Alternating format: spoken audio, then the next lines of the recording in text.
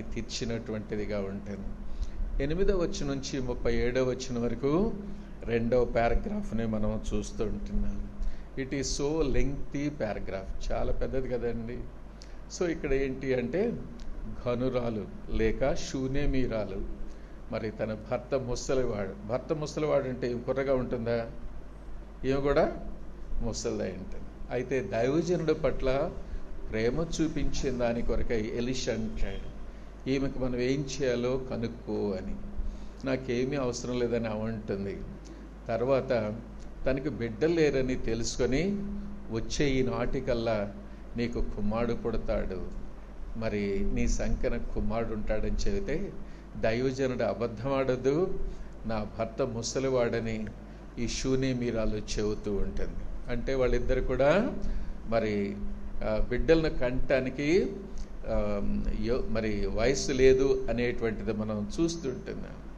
అయితే మరి తనిచ్చినటువంటి మాట ప్రకారం తను గర్భం ధరించడం, బిడ్డను కంటం చూస్తుంటున్నాం. వాడు పెద్ద అయిన తర్వాత ఒకరోజు తండ్రితో పాటు పొలం వెళితే ఆ ఎండ దెబ్బ తగిలి చనిపోతాడు. ఈ స్త్రీ నేరుగా ఆయన దగ్గరకు పోయి, దైవజనుడా నేను ఇయ్యమంటే నువ్వు ఇయ్యలేదు, ఎందుకు వీడు చనిపోయాడు అని అడిగినప్పుడు ఆయన ఆ బిడ్డ మీద పండుకొని ప్రార్థన చేసినప్పుడు ఆ బిడ్డ బ్రతికినట్లుగా తిరిగి తనకిచ్చినట్లుగా చూడగలుగుతున్నాం. దీనికి ఏమైనా టైటిల్ పెట్టుకోవచ్చు అంటే, so grace imparts the life, కృప సచ్చినటువంటి వానికి జీవాన్ని ప్రసాదించింది అని మనం ధ్యానించుకోవచ్చు. 3వ భాగం, మరి ఎలీషా గిల్గాలుకు తిరిగి వచ్చాడంటండి. వచ్చినప్పుడు ప్రవక్తల శిష్యులు ఆకలిగా ఉంటే వాళ్ళ కూర చేయమని చెబుతున్నాడు తన పనివాణిని. అతడు వెళ్ళి గుణమెరక్క ఏం తీసుకొచ్చాడంటండి, ఆకుకూర తీసుకొచ్చి కుండలో వేసి వడ్డించేటప్పటికి విషమున్నదని ఒకడు అరుస్తూ ఉంటున్నాడు. వడ్డించకుండా ఆపినట్లుగా చూడగలుగుతుంటున్నాడు. సో తర్వాత మరి ఎలీషా పిండి దమ్మన్నాడు, పిండి దాంట్లో వేసినప్పుడు ఆ విషయం పోయిందంట. తర్వాత అందరూ భుజించారని చూస్తున్నాం. దీనికి ఏమని టైటిల్ పెట్టుకోవచ్చు అంటే, గ్రేస్ క్యూర్స్ ద కర్స్, అనగా కృప దానిలో ఉన్నటువంటి విషయాన్ని తీసివేసింది అనేటువంటిది మనం పైన హెడ్డింగ్ పెట్టుకోవచ్చు. తర్వాత 4వది 42వ వచనం నుంచి 44వ వచనం వరకు ఒక చిన్న భాగం అక్కడ ఉంటుంది. మరి తినటానికి 100 మంది ఉన్నారు. అయితే అక్కడ ఉన్నటువంటి రొట్టెలు 20 అన్నమాట. దైవజనుడు మరి వడ్డించమన్నప్పుడు ఎంతమందికి ఏమవుతాయంటే పర్వాలేదు వాళ్ళు తినంగా మిగులుతాయని చెప్పినప్పుడు విధేయత చూపించాడంట. వాళ్ళంతా తిన్నారంట. ఇంకా మిగిలినయా అని చూస్తున్నాం. దీనికేమి టైటిల్ పెట్టుకోవచ్చు అంటే, గ్రేస్ సాటిస్ఫైస్ ది హంగ్రీ, అనగా ఆకలిగా ఉన్నటువంటి వారికి కృప తృప్తిపరిచేటువంటిదిగా ఉంటుంది అనేటువంటిది చూస్తున్నాం. కాబట్టి the whole chapter is filled with lot of grace. Chapter అంతా కూడా దేవుని యొక్క కృపతో నిండినటువంటిదిగా ఉంది అనేటువంటిది మనం ఇక్కడ చూస్తున్నాం. That is why I told you that it is an amazing chapter, it's a wonderful chapter అని. సరే, మనం ఆరాధన కొరకు 3వ భాగాన్ని తీసుకున్నాం. ఎందుకు 3వ భాగం తీసుకున్నాం? మొదటి తీసుకోవచ్చు కదా అంటే అది నా ఇష్టం కదండి. కాబట్టి మొదటి 2 ఎందుకు వదిలిపెట్టానంటే మీరు ధ్యానిస్తారని నేను వదిలేస్తున్నాను కదా. కాబట్టి 3వ భాగం చూద్దాం. కాబట్టి మొదటి వచనం చదువుతారా? 38. ఎలీషా గిల్గాలునకు తిరిగి రాగా ఆ దేశమందు క్షామము కలిగి ఉండెను. చాలు. కాబట్టి ఏలియా తర్వాత ఎలీషా ప్రవక్తగా అయ్యాడు అనేటువంటిది మీ అందరికీ తెలిసినటువంటి సత్యం. సో ఎలీషా గిల్గాలునకు తిరిగి రాగా అంటే తిరిగి వచ్చాడు అంటే అంతకుముందు ఎక్కడో ఉన్నాడని అర్థం. అదే 2వ అధ్యాయం చదివితే మరి ఎక్కడెక్కడ తిరిగాడు అనేటువంటిది అర్థం అవుతూ ఉంటుంది. సో గిల్గాల్లో ఉంటున్నప్పుడు ఎలీషాతో ఏలియా చెబుతున్నాడు, నన్ను దేవుడు ఎక్కడి నుంచి బేతేలుకు పొమ్మంటున్నాడు, నువ్వు ఎక్కడే ఉండంటే యెహోవా జీవముతోడు, నీ జీవముతోడు, నేను ఇక్కడ ఉండను, నీతోనే వస్తానంటాడు. ఆ తర్వాత బేతేలుకు వచ్చిన తర్వాత మరి అక్కడున్నటువంటి ప్రవక్తల శిష్యులు ఏమంటారంటే, మీ గురువు గారు పైకి వెళ్ళిపోతాడు, నీకు తెలుసు అంటే అది నాకు తెలుసు, మీరు మౌనంగా ఉండండి అంటాడు. అప్పుడు ఏలియా ఎలీషాతో చెబుతున్నాడు, నన్ను దేవుడు ఎక్కడి నుంచి ఎరికోకు పొమ్మంటున్నాడు, నువ్వు ఎక్కడే ఉండంటే, ఎలీషా నీతోడు యెహోవా జీవముతోడు, నేను ఇక్కడ ఉండను, నీతోనే వస్తానంటాడు.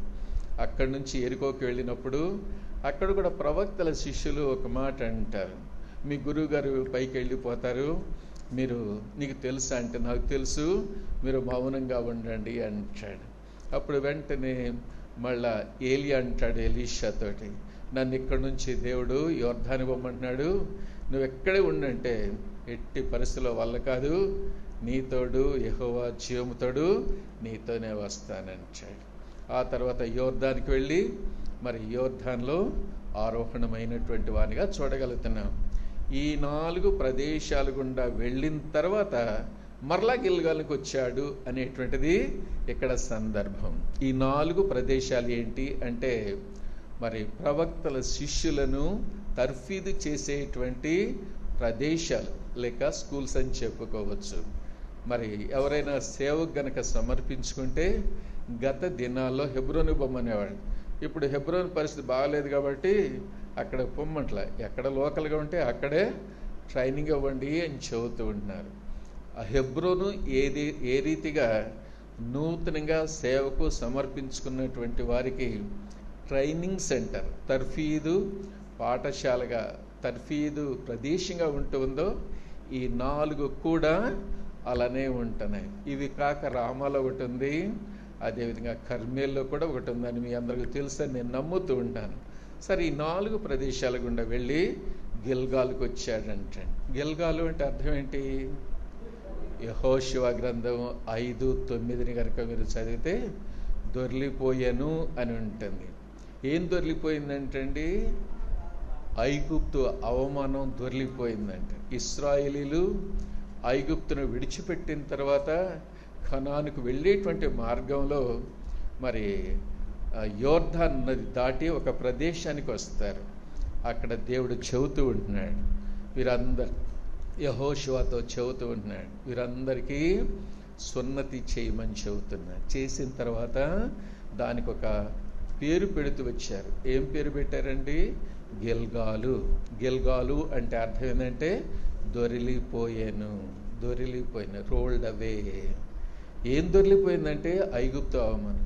ఐగుప్తు దేనికి సాదృశ్యం అంటే, దేనికి సాదృశ్యం? పాపానికి సాదృశ్యం.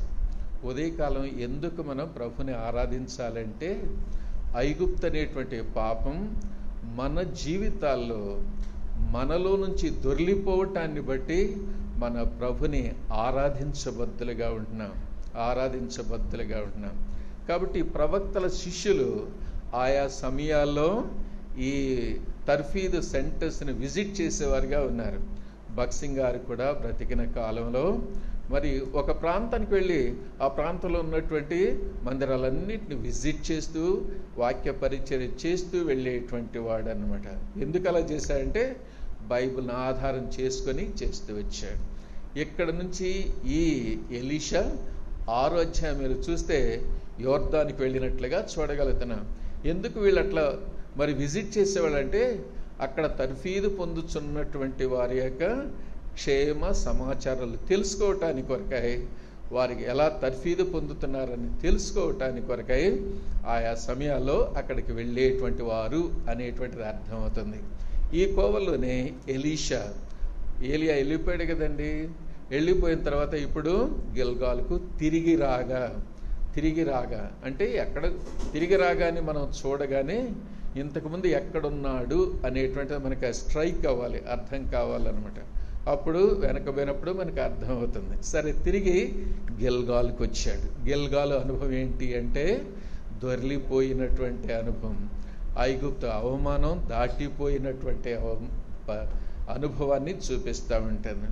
అలానే మన యొక్క జీవితంలో కూడా దేవాతి దేవుడు ఈ లోకానికి వచ్చి ఆయన కార్చినటువంటి రక్తధారల చేత మరి ఆయన నమ్ముకున్నట్టు ద్వారా మన పాపాన్ని గురించి మన పాపం కూడా మన నుంచి దూరపరిచినటువంటి వాడిగా ఉంటున్నాడు. దూరపరిచిన ఉదాహరణకు కుక్కర్ ఉందనుకోండి, కుక్ చేయాలి.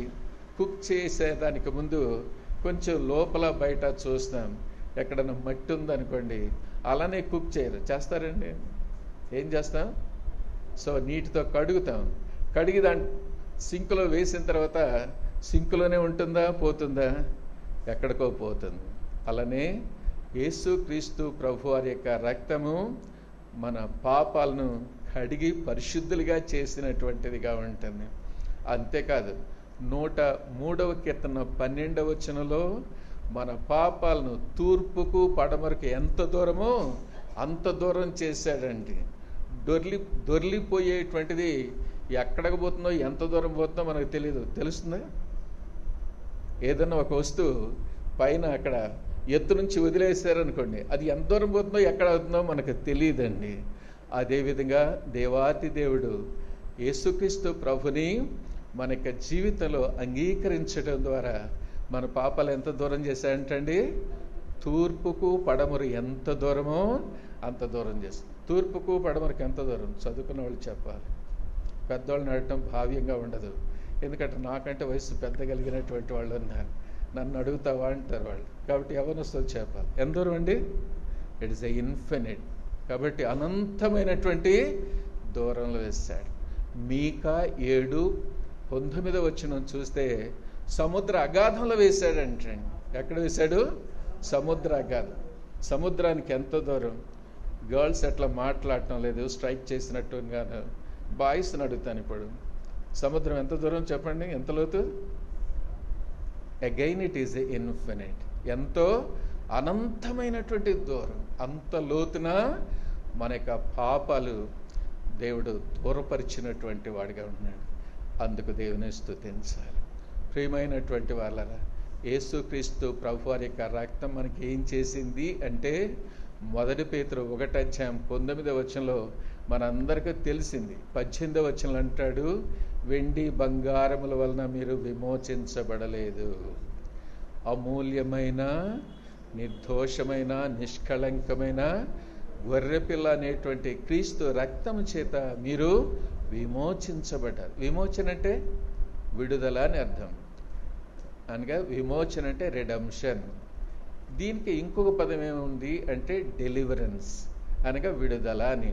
ఆ మాట ఎక్కడ చూస్తామంటే మరి ప్రకటన గ్రంథం 1:6 వచనంలో మరి భక్తుడైనటువంటి యోహాను పద్మాసు ద్వీపంలో ఎంతో శ్రమగుండబోతూ ఆత్మవశుడై దేవుని స్తుతిస్తా వచ్చాడు. ఏమని స్తుతించాడండి? దేవా, నన్ను ప్రేమించావు, నన్ను ప్రేమించి రక్తం కార్చావు, నీ రక్తం కార్చావు, నీ రక్తం చేత నా పాపముల నుంచి నన్ను విడిపించినందుకు నీకే మహిమ ఘనత ప్రభావాలు చెల్లునుగాకని దేవుని స్తుతిస్తా వచ్చాడు. కాబట్టి పాపముల నుంచి విడిపించినందుకు, పాపాలు మనల నుంచి దొర్లింప చేసినందుకు మరి యోహాను ఎట్లా ఆరాధిస్తూ వచ్చాడో మనం కూడా ఈ సమయంలో మన పాపం నుంచి మనల్ని విడిపించినందుకు, మన పాపానికి రావాల్సిన అవమానం దొర్లిపోయేటట్టుగా చేసినందుకు ప్రభుని ఉదయకాల సమయంలో ఆరాధించాలా, మౌనంగా ఉండాలా? తప్పకుండా ఆరాధించాలి. రెండవది మరి చదవండి దాని కంటిన్యూషన్.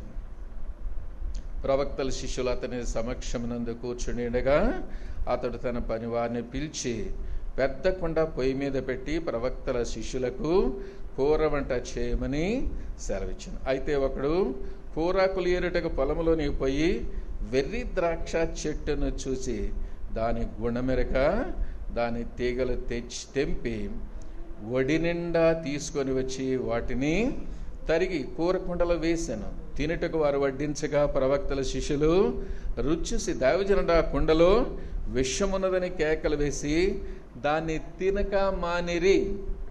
కాబట్టి వాళ్ళు చూడగానే ఎంతో ఆకలిగా ఉన్నారని ఎలీషాకు అర్థమైంది. సో వాళ్ళతో ఏం మాట్లాడకుండా ముందు వాళ్ళకు కూర చేయమన్నాడు. అంటే బహుశా అక్కడ రొట్టెలు ఉండి ఉంటాయి. కూర వండమని చెబితే అది కరువు కాలమని, మరి క్షామకాలమని 38వ వచనంలో చూస్తున్నాం.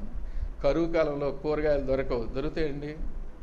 సో ఈ కూర వండటానికి వెళ్ళినటువంటి వ్యక్తి ఏం తీసుకొచ్చాడో తెలుసునండి, గుణమెరగక వెర్రి ద్రాక్ష ఆకును తీసుకొచ్చాడు. వెర్రి ద్రాక్ష ఆకును తీసుకొచ్చేసాడు. అంటే కూరగాయలు లేవు, వెర్రి ద్రాక్ష చెట్టు ఆకు మాత్రం ఉంది. అంటే మంచి చెట్ల ఆకులు ముందుగానే ఎవరో కోసుకుని వెళ్ళి ఉంటారు వండుకోవటానికి. సరే, ఇదొక్కటే మిగిలింది. ఎందుకు మిగిలింది?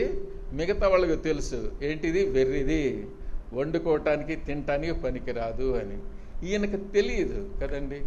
మగవాళ్ళకు కూడా ఏది మంచి ఆకుకూరలు తెస్తారు కానీ దాంట్లో ఏదేదో ఉంటాయి కాబట్టి మగవాళ్ళకి తెలియదు.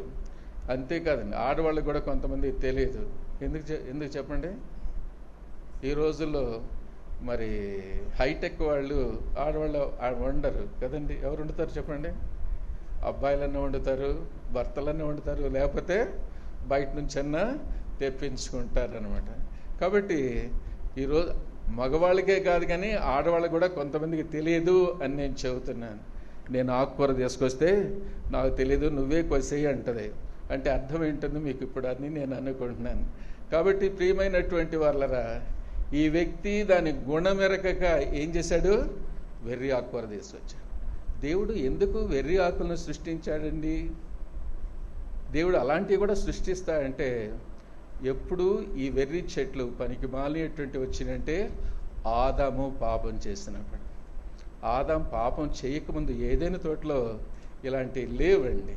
అందుకనే ఆదికాండం 3:17 వచనంలో, ఆదామా నేను తినొద్దన్నటువంటి ఫలాలు నువ్వు తిన్నావు, నీ భార్య చెప్పినటువంటి మాటలను బట్టి నువ్వు తిన్నావు గనుక నీ నిమిత్తమై భూమి శపించబడింది అంటాడు. 18వ వచనంలో, ముళ్ళ పొదలు గచ్చ పొదలు నీ కొరకైది మొలిపిస్తాయి అని దేవుడు శపించాడు. ఆ తర్వాత శాపగ్రస్తమైనటువంటి భూమిలో నుంచి ఈ వెర్రి మొక్కలు మరి తుప్పలు ఇవన్నీ వచ్చినాయి అనేటువంటిది మనకు అర్థమవుతుంది. శాప ఫలితంగా ఈ వెర్రి చెట్టు ఇక్కడ ఉంది అనేటువంటిది మనకు అర్థమవుతుంది. సరే, ఏదేమైతేమి తీసుకొచ్చాడు, వండాడు. పాపం ఎంతో శ్రమతో వడ్డించడం కూడా వడ్డించాడు. అంటే వండినంతసేపు దాన్ని రుచి చూడొద్దా? చూసి ఉంటాడా? కూర వండేటప్పుడు రుచి చూస్తారా? లేదండి, తప్పకుండా రుచి చూస్తారు. ఎందుకు చెప్పండి? దాంట్లో ఉప్పు సరిపోయిందా లేదా, కారం సరిపోయిందా లేదా, పులుసు సరిపోయిందా లేదని 2-3 సార్లు దాన్ని టేస్ట్ చూసేటువంటి వారిగా ఉంటున్నారు. అయితే ఇతడికు అసలు కూర వండటం కూడా తెలియదు అనేటువంటి అర్థమైంది. అంటే దాంట్లోనే ముందుగానే కావలసినవన్నీ వేసి ఉంటాడు, సరిపోతలే అనుకొని ఉంటాడు. మరి దించేశాడు. బహుశా దాన్ని మరి గుత్తితోటి లేకపోతే దాన్ని చిలకరించి లేక దాన్ని బాగా రుబ్బి ఉంటాడు. బహుశా వడ్డించినటువంటి వాడిగా ఉన్నాడు. తనే గనక వడ్డించకముందు రుచి చూసినట్లయితే వడ్డించుండేవాడు కాదు. ఎందుకు చెప్పండి? తన నోటికి చేదయ్యేటట్టు తెలిసి ఉండేది, తను వడ్డించేవాడు కాదు. ఇప్పుడు వడ్డించిన తర్వాత ఒకడు ఏమని కేకలు పెడుతున్నాడు? దైవజనుడా, దాంట్లో విషం ఉన్నది.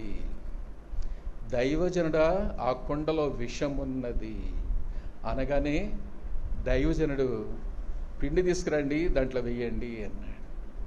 ప్రియమైనటువంటి వాళ్ళరా, కుండ ఎవరిని చూపిస్తుందంటే మన యొక్క జీవితాలను చూపిస్తూ ఉంటుంది. దానిలో విషం దేన్ని చూపిస్తుందంటే మన పాప జీవితాన్ని చూపిస్తూ ఉంటుంది. పాప జీవితాన్ని చూపిస్తూ ఉంటుంది.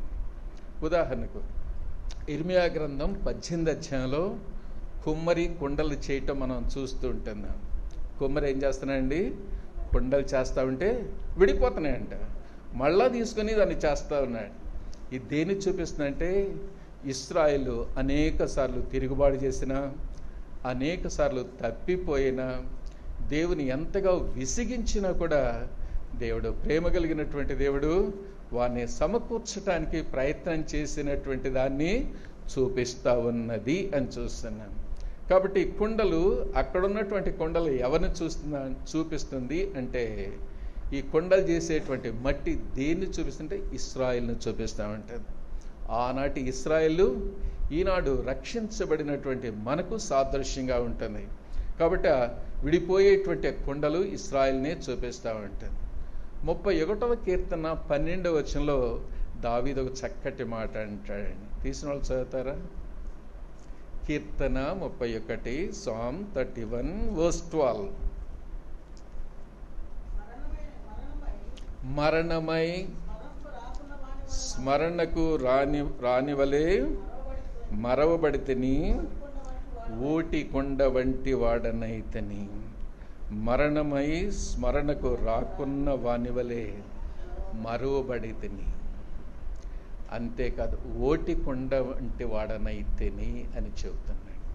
దావీదు ఇక్కడ ఎవరితో పోల్చుకుంటున్నాడండి? ఓటి కుండతో పోల్చుకుంటున్నాడు. సరే, మనకు కావాల్సిన భాగం ఏంటంటే, కుండ మానవులను చూపిస్తూ ఉంటుంది. దానిలో ఉన్నటువంటి విషము మన యొక్క పాప, పాత, రోత జీవితాన్ని చూపిస్తూ ఉంటుంది.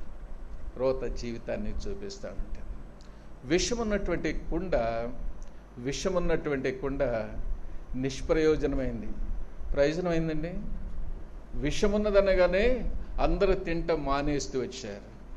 విషమున్నటువంటి కుండ పనికిరానటువంటిదిగా, నిష్ప్రయోజనమైనదిగా ఉంటుంది. ఒకప్పుడు పాపంలో ఉన్నటువంటి నా బ్రతుకులు నిష్ప్రయోజనంగా ఉంటున్నాయి. ఒనేసిమును గురించి ఫిలోమోనుకు అపోస్తులైనటువంటి పౌలు ఒక చిన్న పత్రిక రాశాడు. ఒకే అధ్యాయం ఉంటుంది. దాంట్లో 11వ వచనంలో ఒక మంచి మాట అంటాడు. తీసిన వాళ్ళు చదువుతారా? అతడు మునుపు నీకు నిష్ప్రయోజనమైన వాడే గాని ఇప్పుడు నీకును నాకును ప్రయోజనకరమైనటువంటి వాడాయని. కాబట్టి విషపు కుండ పనికిరానటువంటిది. ఒకప్పుడు నీవు నేను కూడా పనికిరానటువంటి వారిగా ఉంటున్నాం. అయితే ఈ విషపు కుండ మరి ఎట్లా ప్రయోజనకరంగా మారిందో తెలుసండి. సో ఎలీషా ఏమన్నా అంటే, పిండి తీసుకురండి, దాంట్లో వెయ్యండి అన్నాడు. పిండి వెయ్యగానే దానికి విషమంతా డిజపేర్ అయిందంటండి. పోయినట్లుగా చూడగలుగుతున్నాం.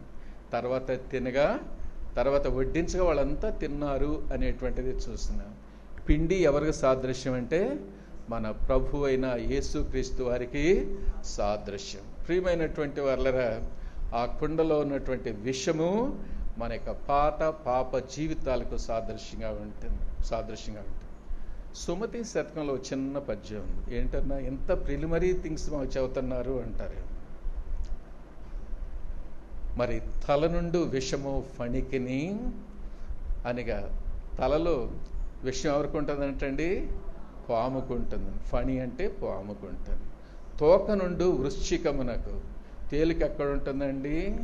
తోకలో ఉంటుంది.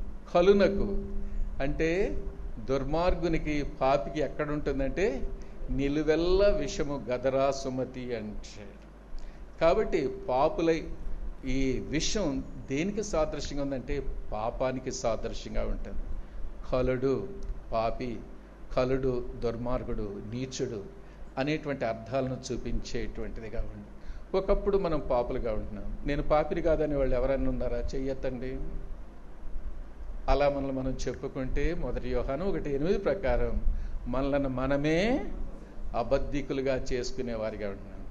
కాబట్టి రోమా 3:23లో చూస్తుంటున్నాం, ఏ భేదం లేదు, అందరూ పాపం. నిలబడిన నీవు, కూర్చున్న మన అందరం కూడా ఏదో ఒక దశలో, ఏదో ఒక రీతిగా పాపానికి లోనైనటువంటి వారిగా ఉంటున్నాం. అందరూ పాపం చేసిన వారిగా ఉంటున్నాం.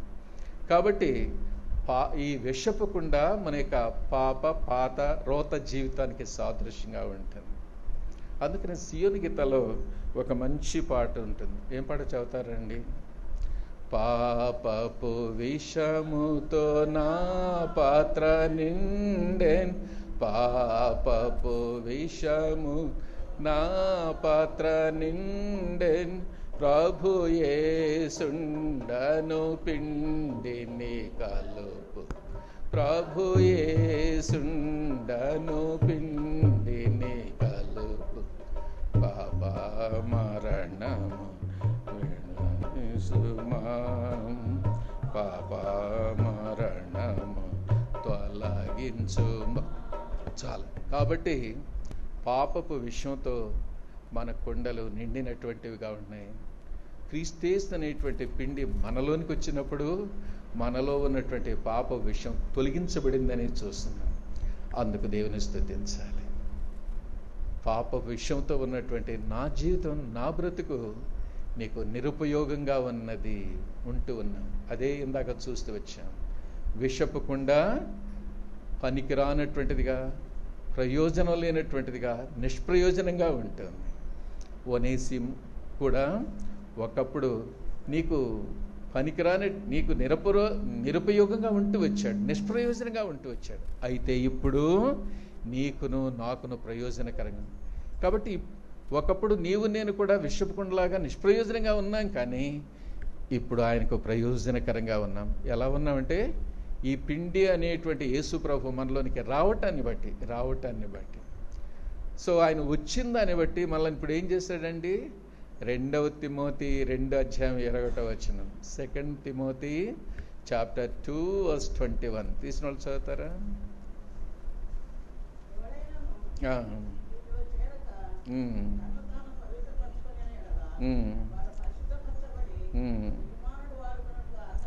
యజమానుడు వాడుకొనుటకు అర్హమై ప్రతి సత్కార్యమునకు సిద్ధపరచబడి.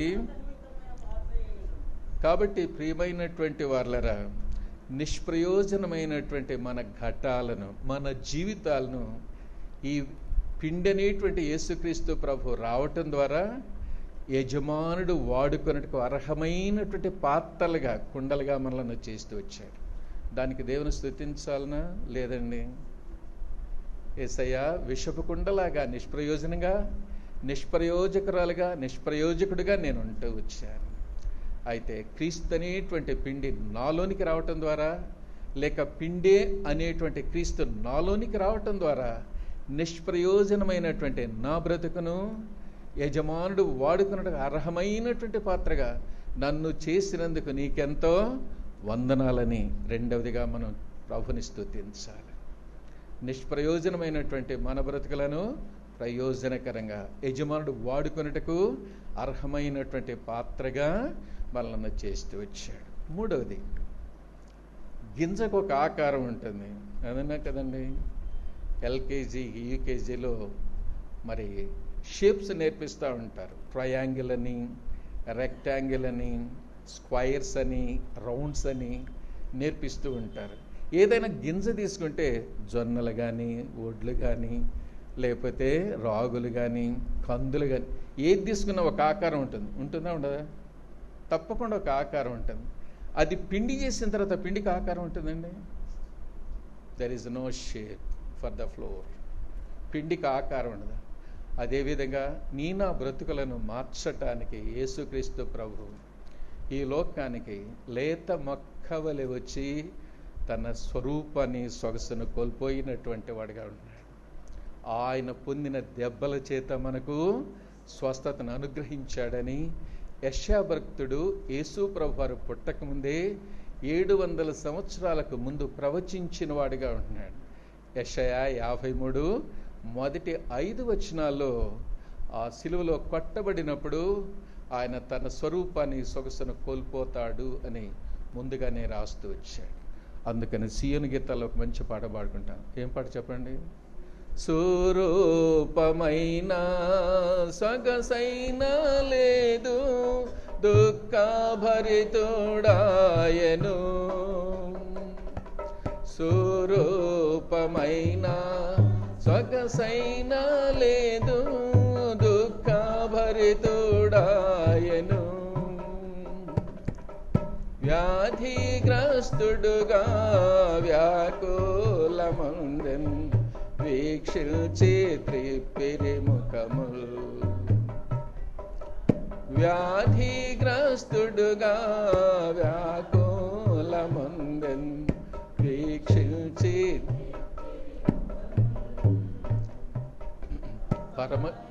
చాలు పరమగీతాల్లో తన యొక్క ప్రియుని గురించి మరి ఆ స్త్రీ ఎలా కొనియాడుతూ వచ్చిందో మనందరికీ తెలుసు. నా ప్రియుడు 10,000లో ఎన్నదగినటువంటి వాడు, 10,000లో నేను గుర్తిస్తాను, అతని రత్నవర్ణుడు, ధవళవర్ణుడు అని ఆయన వర్ణించడం చూస్తున్నాను. అలాంటి తన స్వరూపనంతా కూడా ఎవరి కోసం పోగొట్టుకున్నాడో తెలుసా అండి? నా నిమిత్తమై తన స్వరూపాన్ని ఆ యొక్క శిలువలో పోగొట్టుకుంటూ వచ్చాడు. కాబట్టి చూడనొల్లనటువంటి వానిగా, మరి తన యొక్క స్వరూపాన్ని పోగొట్టుకున్నటువంటి వానిగా చూడగలుగుతున్నాం, తృణీకరించబడినటువంటి వానిగా చూడగలుగుతున్నాం. కాబట్టి నీవు నేను పొందవలసినటువంటి ఆ శిక్ష ప్రభువారు పొంది ఆ శిక్షా విధి నుంచి నిన్ను నన్ను తప్పించినటువంటి వాడిగా. దానికి దేవుని స్తుతించాలా, మౌనంగా ఉండాలా చెప్పండి? మూడవది, ఎందుకు మనం దేవుని స్తుతించాలి అంటే, కాబట్టి మన పాత రోత జీవితాలను, విషపూరితమైనటువంటి మన జీవితాలు నిష్ప్రయోజనంగా ఉంటే ప్రయోజనకరంగా చేయటానికి తన స్వరూపాన్ని, పరలోకాన్ని వదిలిపెట్టాడు, తన సింహాసనాన్ని వదిలిపెట్టాడు. అంతేకాదు తండ్రితో ఉండే భాగ్యాన్ని వదిలిపెట్టాడు. దేవదూతలు రాత్రింబగలు పరిశుద్ధుడు పరిశుద్ధుడు అని ఆయన కొనియాడుతుంటే వాడందరిని వదిలిపెట్టుకుని ఈ లోకానికి వచ్చాడు. అరే, ఇంతగా ఈయన్ని కొనియాడుతూ ఉంటే ఇట్లా పోతున్నాడే, వీళ్ళు ఏమన్నా పూల్లో పెట్టి పూజిస్తారా అని దేవదూతలు తొంగి చూస్తూ వచ్చారంటండి.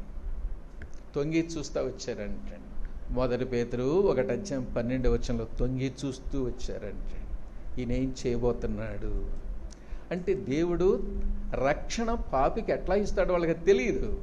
వాళ్ళ కొరకే రక్తం కార్చలేదు, దెబ్బలు తినలేదు. ఎక్కడికి వచ్చి పిడిగుద్దులు గుద్దుతామంటే, ఉమ్మి వేస్తామంటే, కొరడాలతో కొడతామంటే, బల్లెంతో పొడుస్తామంటే దేవదూతలు, తొంగి చూస్తున్నటువంటి దేవదూతలు నోటి మీద ఏలేసుకున్నారంటండి. ఎందుకు చెప్పండి?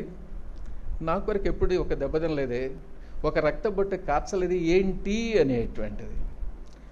ఆ రీతిగా ఆయన శిక్షించబడి మనల్ని శిక్షావిధి నుంచి తప్పించినటువంటి వాడిగా ఉంటున్నాడు మన ప్రభు అయిన యేసుక్రీస్తు. అందుకు మూడవదిగా మన ప్రభుని స్తుతించబద్ధులమంటున్నాం. నాలుగవది, 40వ వచనంలో వడ్డించినప్పుడు ఒక వ్యక్తి, దైవజనుడా దాంట్లో విషమున్నదని అరిచాడు అని మనం చూస్తున్నాం. ఇంగ్లీష్లో చూస్తే ఏమని ఉంటుందంటే, ఒక వ్యక్తి ఏమని చెబుతూ వచ్చాడంటే, there is a death in that pot అని అంటూ వచ్చాడు. ఏముందంటండి? దాంట్లో మరణం ఉన్నది అని కేకలు వేస్తూ వచ్చాడు.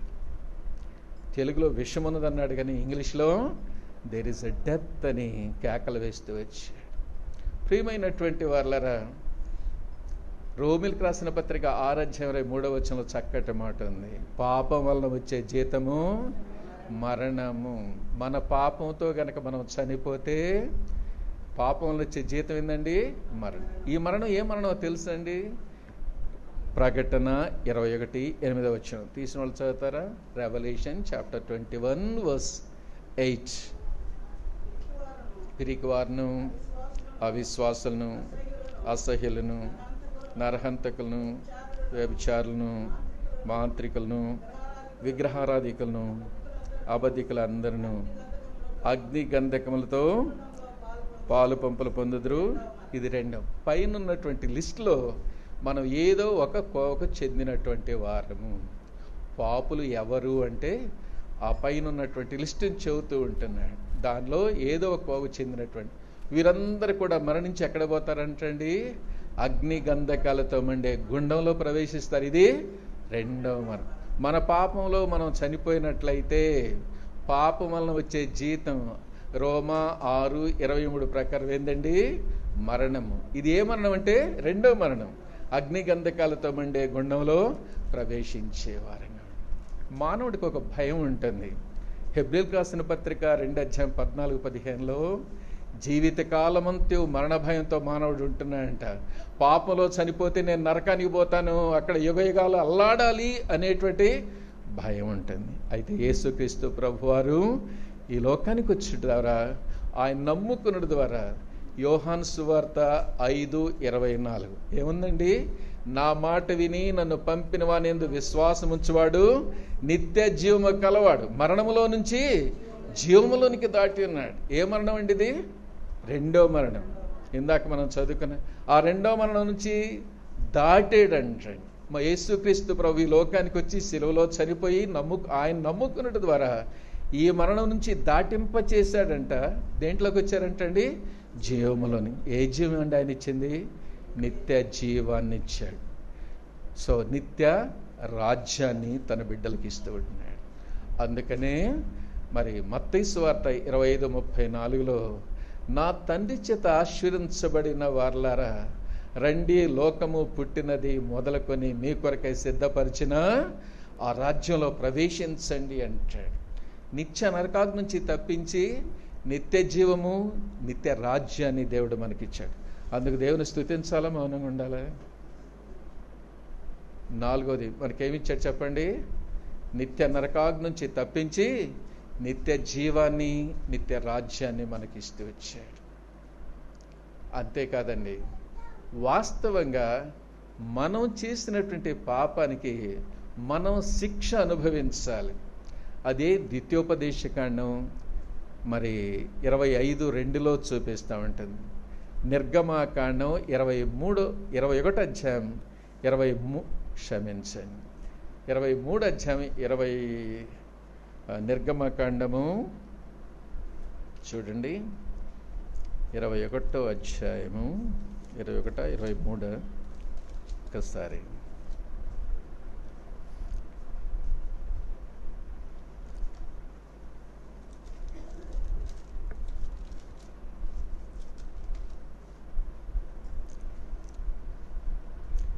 అధ్యాయం 23 నుంచి 25 వరకు చూస్తే ధర్మశాస్త్రం ఏమని చెబుతుందంటే, ఎవడైనా కన్ను పోగొడితే వాడి కన్ను పోగొట్టండి అని చెబుతుంది. ఎవడైనా చెయ్యర కొడితే వాడి చెయ్యర కొట్టండి, ఎవడైనా కాలర్ కొడితే కాలర్ కొట్టి, ఎవడైనా హత్య చేస్తే వాడికి ప్రతి హత్య చేయమంటుంది. ప్రతి పాపానికి శిక్ష విధిస్తుంది ధర్మశాస్త్రం. అందుకని యోహాను సువార్త 8వ అధ్యాయంలో ఒక స్త్రీ వ్యభిచారం చేస్తుంటే పరిసయ్యులు పట్టుకొని యేసు ప్రభు దగ్గరికి తీసుకెళ్తారు. అయ్యా, ధర్మశాస్త్రం వ్యభిచారం చేస్తుంటే రాళ్లతో కొట్టి చంపమని చెబుతుంది కదా, నువ్వేం చెబుతావు? రాళ్లతో కొట్టి చంపమని ఎక్కడుంది అంటే ద్వితీయోపదేశకాండం 22 అధ్యాయం 22వ వచనంలో ఉంటుంది. కాబట్టి ధర్మశాస్త్రం ఉన్నదే వాళ్ళు చెబుతూ వచ్చారు. అప్పుడు యేసు ప్రభు అన్నాడు, మీలో పాపము చేయని వాడు ఎవడో మొదట ఆ మీద రాయమన్నాడు. మనకు కావాల్సిన ఆ భాగం కాదు, కానీ వీళ్ళు ఈ పాపానికి ఈ శిక్షని చెబుతూ ఉంటున్నారు. ధర్మశాస్త్రం ప్రతి పాపానికి శిక్ష విధిస్తుంది. ఆ రీతిగా శిక్ష విధించినట్లయితే నీవు నేను ఏనాడో ఈ లోకం నుంచి కొట్టివేయబడవలసిన వారిగా ఉంటున్నాం, చంపబడవలసినటువంటి వారిగా ఉంటున్నాం. ఆ శిక్ష విధి నుంచి దేవుడు మనల్ని తప్పిస్తూ వచ్చాడు. మనకు రావాల్సిన శిక్ష ఆయన భరించి మనం శాపగ్రస్తులం కావాల్సి ఉంటే ఆయన శాపగ్రహి అయినటువంటి వాడిగా ఉంటున్నాడు. గలతీలకు రాసిన పత్రిక 3వ అధ్యాయం 13-14 ఎవరైనా చదువుతారా?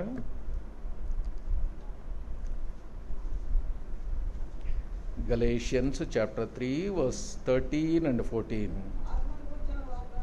ఆత్మను గూర్చిన వాగ్దానము విశ్వాసం వల్ల మనకు లభించినట్లుగా ఆశీర్వచనము క్రీస్తు యేసు ద్వారా అన్ని జనులకు కలుగుటకై క్రీస్తు మన కోసం శాపమై మనలను ధర్మశాస్త్రం యొక్క శాపము నుండి విమోచించను.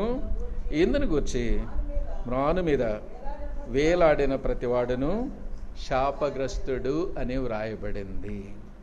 ధర్మశాస్త్రం ద్వారా మనం ఎవరమి అంటే శాపగ్రస్తులము. ఆ శాపం నుంచి మనల్ని విడిపించడానికి యేసు ప్రభు ఈ లోకానికి వచ్చాడు. మన శాపమంతా, మన పాపమంతా ఆయన పైన వేయటం ద్వారా ఆయన శాపగ్రహి అయిపోయాడు. ఎందుకో తెలుసండి? సిలువలో వ్రేలాడిన ప్రతి వాడు కూడా శాపగ్రస్తుడు. ఏం పాపం చేశాడండి? 2 కొరింథీ 5:21లో ఆయన పాపం ఎరగని వాడు అని ఉంటుంది. He knew no sin. 1 పేతురు 2:22లో ఆయన పాపము చేయలేదు అని ఉంటుంది. He did no sin. పాపం చేయలేదు. 1 యోహాను 3:5లో ఆయనలో పాపము లేదు అని ఉంటుంది. In him there is no sin. పాపము ఎరగని వాడు, పాపము చేయని వాడు, పాపము లేనటువంటి వాడు. యోహాను సువార్త 8:36లో నాలో పాపమన్నదని ఎవడైనా స్థాపించగలడా అంటే అందరు నోటి మీద ఏలేసుకున్నారు. ఎందుకు చెప్పండి? ఆయనలో పాపం ఉంటే కదా చెప్పడానికి. ఎవరు కూడా చేయలేకపోయారు. కాబట్టి పాపం ఎరగనివాడు, పాపం లేనివాడు, పాపం చేయనటువంటి వాడు ఈయన ఎవరు అంటే 1 పేతురు 1:14 నేను పరిశుద్ధుడిని గనుక మీరును కాబట్టి ఆయన పరిశుద్ధుడండి. పరిశుద్ధుడైనటువంటి వాడిని కొరడాలతో ఎట్లా కొడతారండి? పిడిగుద్దులు ఎట్లా గుద్దుతారండి? ఎట్లా ఉమ్మివేస్తారండి? ఎలా తన స్వరూపాన్ని పోగొట్టుకున్నాడు అంటే మన పాపం ఆయన మీద మోపమడినప్పుడు ఆయన ఏమైపోయాడండి? శాపగ్రాహిగా అయిపోయాడు. చూడనల్లనటువంటి వానిగా అయిపోయాడు. శిలువ మీద వ్రేలాడిన ప్రతివాడు మరి శాపగ్రస్తుడు అని చూస్తున్నాడు. మన శాపాన్ని ఆయన మోసి మనలను ధర్మశాస్త్రం ద్వారా వచ్చే శాపం నుంచి విడిపించుతూ వచ్చాడు.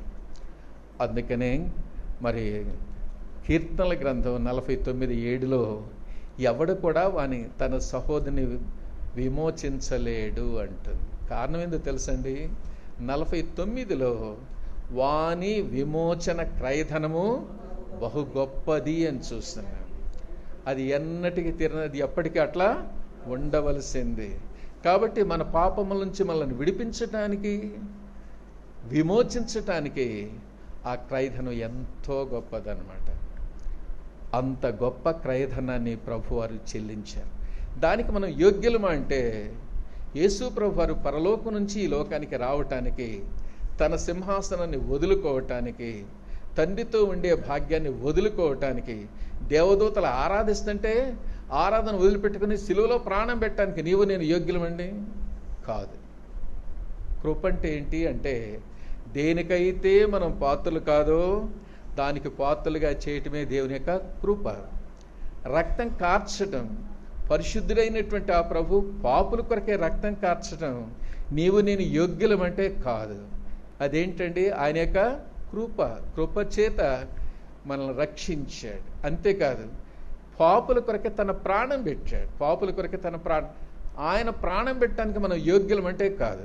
దేనికైతే మనం యోగ్యులం కాదో దానికి పాత్రలుగా చేయటమే దేవుని యొక్క కృప అనమాట. దేవుని యొక్క కృప. ప్రియమైనటువంటి మన దేవుడు కృప కలిగినటువంటి వాడు.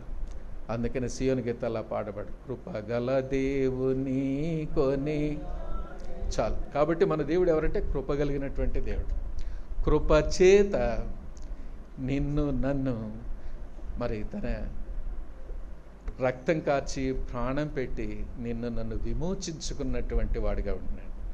కాబట్టి 5వదిగా నీవు నేను శిక్షార్హులమై ఉంటే మన శిక్ష ఆయన భరించి, మన శాపాన్ని ఆయన భరించి ఆ శాపం నుంచి మనల్ని విడిపించాడు.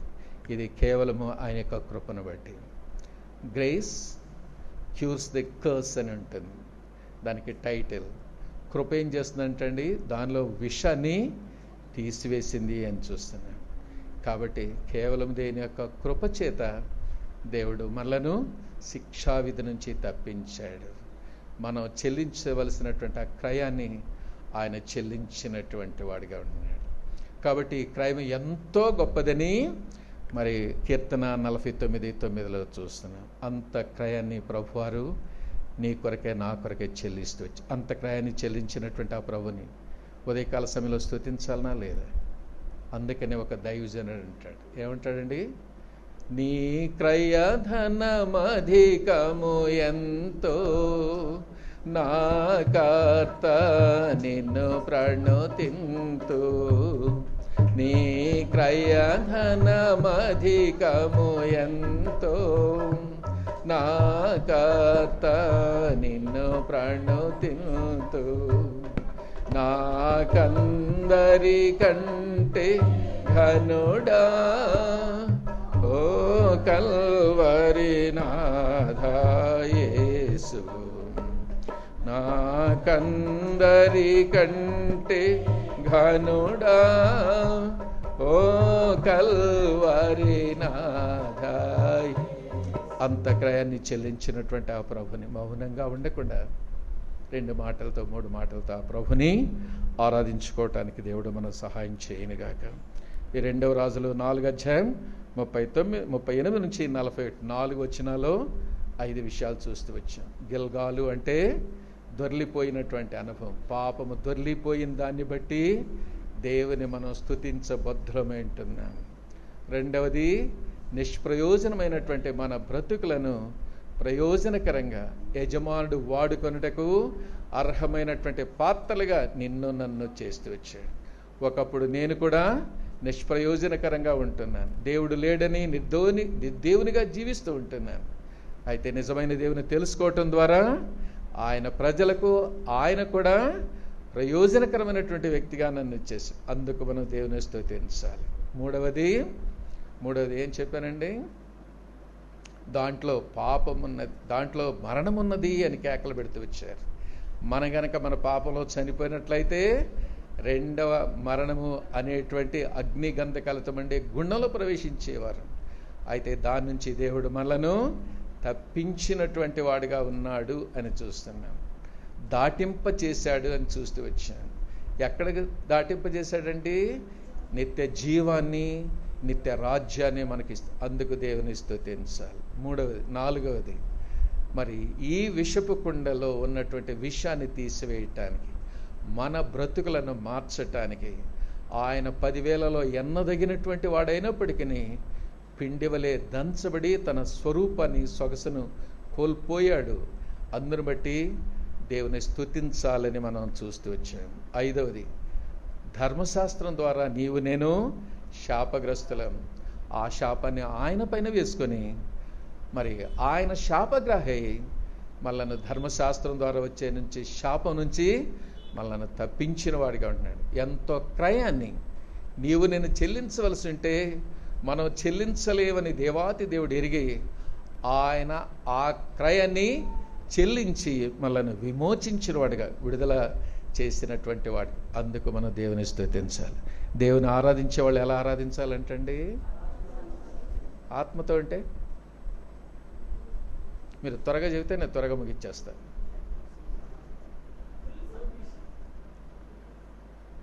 ఆత్మతో అంటే చెప్పబడినటువంటి వాక్యం ప్రకారం నీలో ఉన్నటువంటి ఆత్మ ఏం చేస్తుందంటే ఆ రీతిగా ఆరాధించు అని చెబుతూ ఉంటుంది. అది ఆత్మతో చేసేటువంటి ఆరాధన. దేవా, ఒకప్పుడు నా బ్రతుకు ఎట్లా ఉంటే ఇట్లా మార్చావు. ఎవరు నిన్ను ప్రేరేపిస్తుందండి? ఆత్మ ప్రేరేపించేటువంటిదిగా ఉంటుంది. కాబట్టి విన్న వాక్యం ప్రకారం ఆరాధించడం అనేది ఆత్మ ప్రేరేపణ, ఆత్మ ద్వారా చేసేటువంటి ఆరాధన. శరీర ప్రకారం చేస్తే ఎట్లా ఉంటుందో తెలుసండి? కొంత శరీరానుసారంగా కూడా చేస్తారు. ఎట్లా? ప్రభా, నేను ఎక్కడో పంది వలె ఉంటేని, కుక్క వలె ఉంటేని, కాబట్టి అలాంటి నన్ను గుర్తు చేసుకున్నావయ్యా, నన్ను నా కుటుంబాన్ని భద్రపరుస్తున్నావయ్యా, నా ప్రతి ఒక్కరు తీర్చలేదు అని నేను చెప్పటం లేదు. ఈరోజు విన్నదేంది? నువ్వు చేసేటువంటి సద్య ఆరాధన ఏంటి అనేటువంటిది. శరీరానుసారంగా చేసేది ఏదో, ఆత్మానుసారంగా చేసేది ఏదో. ఆత్మ నిన్ను ఆ దినం చెప్పినటువంటి వాక్య ప్రకారం ఆరాధించమని నిన్ను ప్రేరేపిస్తూ ఉంటుంది. ప్రేరేపించినటువంటి వ్యక్తి మౌనంగా ఉండలేరు, ఆరాధించేవారు. రెండవది, ఆత్మతోనూ సత్యంతో అంటే నేను చెప్పడానికి మేము పిలిచాం కానీ మమ్మల్ని అడగటానికి కాదంటారు. అవునండి. సత్యంతో అంటే ఇది నీ యొక్క అనుభవం అయితే, నోరు తెరిచి దేవుని స్తుతించాలి. ఒకప్పుడు నేను పాపిని ప్రభువా, విషపకుండా నా జీవితం, నా బ్రతుకు, అట్లాంటి విషయాన్ని క్రీస్తునేటువంటి నీవు పిండి వలె నాలోనికి వచ్చి నాలో విషయాన్ని తీసివేసావయ్యా. నిజంగా నీ బ్రతుకును మార్చుంటే అది సత్యం అన్నమాట. సత్యం అంటే దేవుడు మనలో చేసిన దాన్ని బట్టి. ఈ చెప్పబడినటువంటి 4 విషయాలు నీ బ్రతుకులో, మన బ్రతుకుల్లో ఉంటే దాన్ని, ఇది నా బ్రతుకు ప్రభువా, ఇది నా జీవితం ప్రభువా, ఇది నా అనుభవం ప్రభువా, నన్ను ఈ రీతిగా మార్చినందుకు నీకు ఎంతో వందనాలని సత్యముతో చేయటం, అనుభవపూర్వకంగా చేయటం. అది నీ అనుభవం అయితే నువ్వు చేసేటువంటిది అనుభవం. ఆ రీతిగా మరి దేవుని యొక్క సన్నిధిలో ఆత్మతో, సత్యముతో ఆ ప్రభుని ఆరాధించుకోవటానికి చేరి వచ్చిన మనకు దేవుడు సహాయం చేయనుగాక.